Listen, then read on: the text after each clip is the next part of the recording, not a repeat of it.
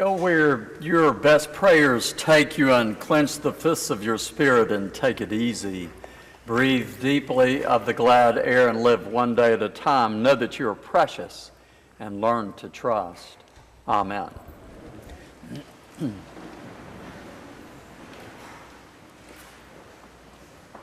Well, good morning. A couple of shout outs as we begin this morning.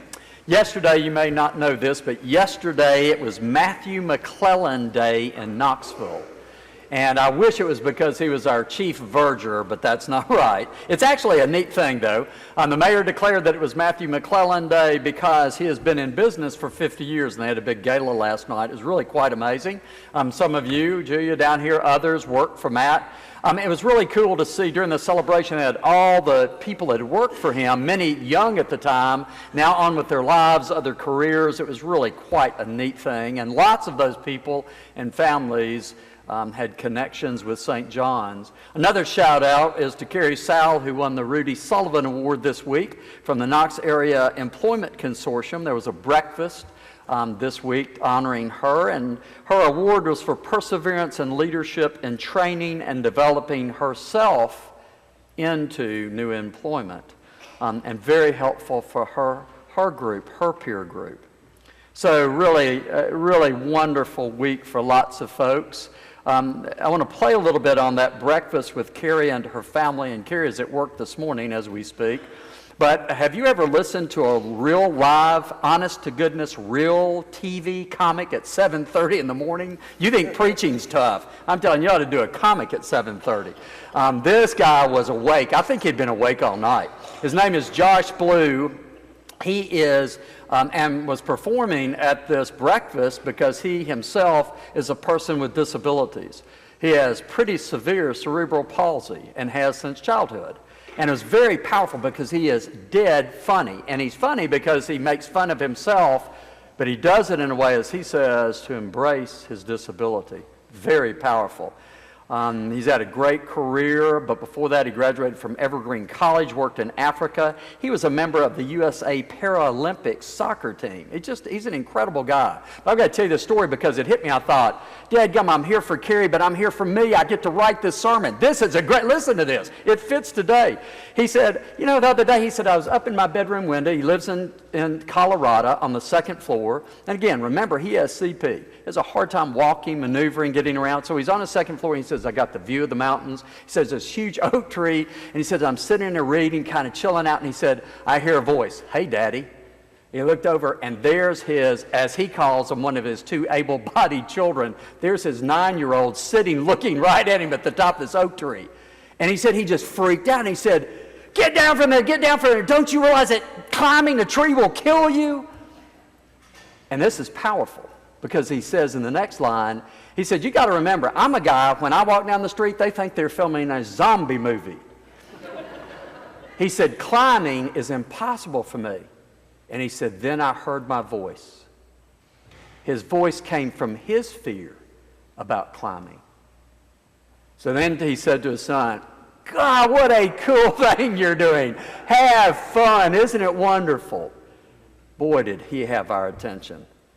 And he had my attention. Well, today we share with Josh and this little character we have from the gospel in climbing trees. And I think it's the perfect attention for us on Pink Sunday, that we, like Zacchaeus, need to climb on up, like Josh's son, so that we can get a little better view. We need to see above the crowd. We need to look a little harder as we take a look and see and experience deeply those around us who are living with cancer, who have lived with cancer, who have had people in their family die from cancer. So I don't usually do this, but I'm really going to ask you to do this, and I don't want you to fake it. You have to help me, and I'll wait you out. I promise I'll wait you out. I want to ask you, have you been personally affected by cancer? Have you had cancer yourself? Have you had a spouse with cancer? A sister, a brother, a close cousin, a mother or father? And if so, I really want you to do this. I want you to stand up, and then I want you to look around. So if you have had cancer that close, stand up. Please do that. Now I want you to look around the congregation. Do you see how few are sitting? Yes, now please be seated. I didn't do it as a trick. This isn't a game. It's really to sink in something deep in my experience that I know some of you, we have professionals here, oncology nurse, oncologists, that live with this all the time. Cancer is literally touching almost every one of us on a regular basis. It is a very real thing. So for us to slow down once a year and simply pay attention to that, you see how terribly important it is. At any one time at St. John's, we will have 4 or 5 persons, and we do right now, battling serious cancer. When I say battle, every one of them are fighters, and they're teaching us so much more than any of us can even imagine. I can't imagine how well they are navigating what they have to navigate. But even if you don't have someone that close to you, there's someone in the congregation, I guarantee you have a friend at work, you have a friend, a colleague somewhere. And the least we can do is try to stand together as we just stood in some kind of solidarity with them. But what is that? What is that solidarity? What is the voice of that solidarity? Well, I got a picture when I read about this woman. Her name is Kim Jones. You would never know, looking at her, that she has had cancer twice. She's a youthful person in her 40s, very attractive, full of energy, very vital, very fit. She had cancer once, double bilateral mastectomy, and then afterwards, 2 years later, got cancer again in her chest wall. It actually does happen. She had a lumpectomy and then had to have severe chemo and radiation. She did all of that at the Callaway Young Cancer Center, and she is a survivor. She's lost her hair twice. Try that on. I admire those of you who have lost it once. She is something else. Well, she spends her time at her day job, but on her weekends, almost every weekend, she is working now for the Callaway Young Center, and they have a camp. It's called EPIC Camp, E-P-I-C, EPIC Camp. And it's an adventure camp to bring people battling their cancer together and then do fun things, adventurous things, things that push the limit. Well, she works at this camp, and she's quite an outdoors person, but she met a young man the first day we were there at camp recently. His name was Seth. Everybody gets a nickname. This young man got the nickname of No Way. And do you catch the double entendre? He's going to have none of it. And she said he was like Eeyore. He had this black cloud just following him around constantly. Smiled very little, did not look happy to be there, did not look happy at all. Young guy, graduated from Stanford, had a great job, but life just terrible. Had colon cancer, he's going through treatment for it, and you could just tell life was extremely difficult. Well, she was on a mission, so she picked him out to do tandem kayaking the first day they went out. And she said she could tell he kind of knew a little bit about kayaks, but he just didn't even enjoy it. Didn't smile, didn't laugh, nothing. No small talk could do anything. When they stopped for lunch, she could not get him engaged. She just could not engage him. So she said, okay. Well, at the end of the day, when they dragged the kayaks back up and were reloading on the truck, she said, well, Seth, what was that like? He looked at her and said, I'll never do that again. Do you catch that double entendre? Well, the second day, they horse ride. She's not a very good horse rider. And it was okay, and she got all settled up, and she was going to make sure that she was near Seth again, but he decided not to go, and so he did not. So when she got through at the end of the day, she got back to camp, she went and sought him out, and she said, hey, I thought you were going to go horse riding. He said, nah, just not really interested. He said, well, listen, tonight you're going to be interested in this. We're going to have a cornhole tournament, and you're coming. And I've already got a young guy like you that's going to be your partner. Well, she said it was kind of magic because they actually won the tournament, and she saw him smile for the first time. He kidded around a little bit, and she thought, well, it's breaking the ice. That's not bad. Well, day 3 and 4 again are kayaking days. So day 3, she picked him again. He was fine about that. And she noticed he was a little bit lighter, just a little bit, engaged a little more. And she watched him, and she thought, this kid can kayak. He hadn't said a word. They got through the day. He was laughing a little more. He actually talked to people at lunch. Afterwards at dinner, she noticed that. And then the 4th day, they went out. This was the last day they were together, and then the 5th morning they leave. On the 4th day, she said they got out, and she said, all of a sudden, there's this different Seth. Said, Then she realized he really could kayak. He was close to being a professional. He hadn't done anything. And he got in a single, and he was going up and down, flipping over. He was helping people paddling to the end of the line, back to the front. She said it was unbelievable. And at the end of the day, when they were loading, he was yelping like a child, screaming and yelling, having fun, high-fiving people. And this is what she says. I felt honored to witness Seth's rebirth. It was one of the most moving things I've ever witnessed. It's more than a camp, Epic is, more than a camp who've gone through cancer.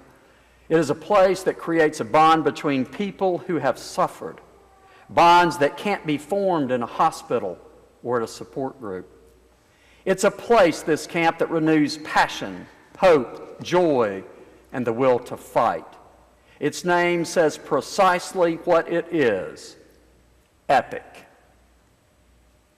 Those of you now struggling with cancer, those of you who have fought that fight with a loved one, you know it is epic in proportion. Some of you know my own story. My father had lung cancer when I was 19, a sophomore in college, and I promise you it is epic in proportion. It is hard just to get through the day some days. It is hard to ever have that fight leave your vision. And there's no doubt, my own experience, but witnessing you all, listening to all these stories year in, year out, day in and day out, is that, see, we need people around us like Kim, who hang in with us regardless of where we are, show us compassion and understanding, help us struggle one more time, get up one more time, fight one more time. You have to have those people. And let you be where you are, even if it's not a very good place. You know, I was thinking back to my own experience. And my father-in-law, my priest, was one of those people. My church had lots of those people. But it was also our oncologist. He was an amazing guy. And I tell you, I think when I see and I'm around cancer, I think of him often. He was a Methodist. We were in Memphis. And I never will forget how much time he set aside for the family. Every time he came to see my father, he'd say, okay, everybody, powwow, let's go in the hall. And even as a young guy, I was thinking, how's he have time for this? Never was in a hurry. He made sure that we were always up on the technology. Here's what's going on. We all saw the x-rays. We're all going to look at this together. You see, he was a realist. He played no games, and yet he was right there with us. Some of you may remember, this has been a long time ago. I'm not a young guy anymore. When I was 19, that's been a while. You may remember peach pits. The idea was they would extract Laetrile, supposedly, from peach pits. You could go to Mexico, have Laetrile shots, and your cancer would go away. And this was the big rage, and people were doing it all over the place. And I remember one day after I took my dad to the doctor, he caught me in the hall and said, John, come here, I want to walk. He said, come on, we'll walk down the hall. He said, I want to tell you. He said, have you heard about the peach pits? And I said, yes, sir, well, I've heard about it. He said, listen. He said, if you go off chasing in Mexico with your father, he said, you're going to have to answer to me. I said, I think I got that. He said, we're going to hang in there together. Come on, let's hang with this. That is baloney.